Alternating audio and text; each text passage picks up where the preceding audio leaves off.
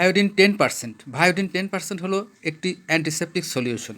এটি কোন কোন ক্ষেত্রে ব্যবহার করা হয়? কাটা, ছেঁড়া ও ছোটোখাটো ক্ষতে পোড়া স্থানে প্রাথমিক জীবাণুনাশক হিসেবে ব্যবহার করা হয়।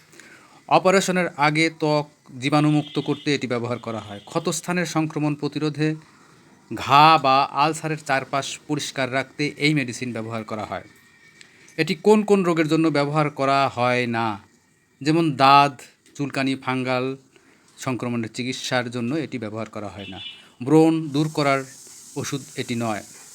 এটি চোখের ভেতরের ব্যবহার করা যাবে না। গভীর ক্ষত ও গুরুতর পোড়ার চিকিৎসায় পরামর্শ ছাড়া ব্যবহার করা উচিত নয়।